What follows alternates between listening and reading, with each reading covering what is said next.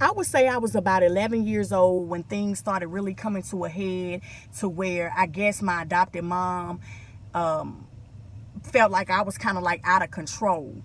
Um, I remember a time where I had got a whipping for something, and she was whipping me and I was kicking, and I ended up kicking her in her stomach, and I think she had kind of like lost her breath or something because she kind of backed up off of me.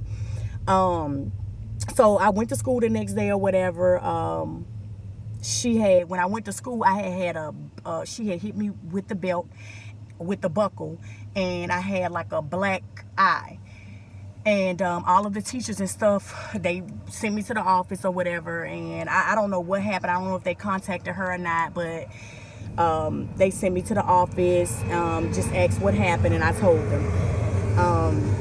Like I said, I don't know whether they contacted her or not.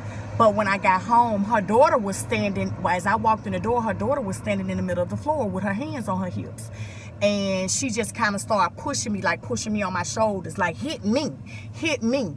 So I'm assuming that my adopted mom had called her and told her that I kicked her in her stomach, which I didn't try to kick. I wasn't intentionally trying to kick her in her stomach. I was kicking because I was trying to block the licks from the belt.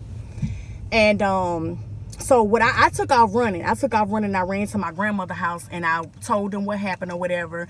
I remember my dad coming down, and it was a big argument because he was telling them, like, I didn't give y'all, I didn't give her to you all for you all to be putting your hands, for everybody to be beating on her and hitting on her and doing things like that. So he was very, very upset about that. And I remember my adopted mom saying, well, sign the papers, let me sign the papers back so you can get her back, let me sign the papers back over, let's get, I guess they wanted to reverse the adoption. However, none of that ended up happening or whatever. So I still continued to stay with them for a while. And then, like, I know I was 11 to 12 years old when my biological sister, my youngest sister, she was attending Magdalene at the time as well. And she was like, one day she was just like, come home with us. So I got on the bus and I went home, and I was with my, I never returned back to my adopted parents. I never returned back to them, and I stayed with my mom for a while. My dad used to come and visit us and, take us shopping. And at the time, I was getting like a Social Security check from being adopted from my adopted father. And so I was still getting the monies from there to help support me or whatever. And like, sometimes I really didn't get to see the money or whatever. And when my dad used to take me shopping and stuff, like some of my clothes would come up missing. And I think at the time my mom, she was battling her drug addiction, so I think that she was selling the clothes at the time.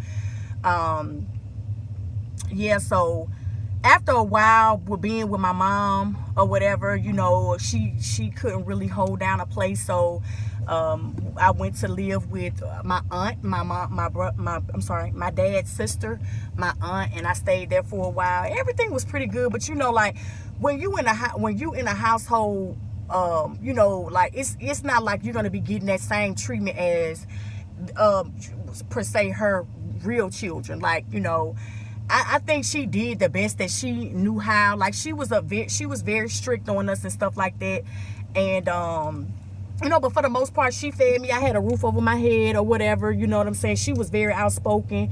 So, like, I can't even say that she showed favoritism, because when my cousin messed up, she got on to her. When I messed up, she got on to me. So basically between, I want to say 12 and 15, I was back, like I was with my aunt. And then I went with my mom's sister. I stayed with her for a while, and then I went with my dad and stayed with him for a while, and then we moved to Baton Rouge and stayed with my mom again. And we ended up having to call my dad to come down and get us, to pick us up, because it wasn't the right environment for us to be living in. So we went back to Natchez and we lived with my dad for a while. I started having sex when I was about 13 years old.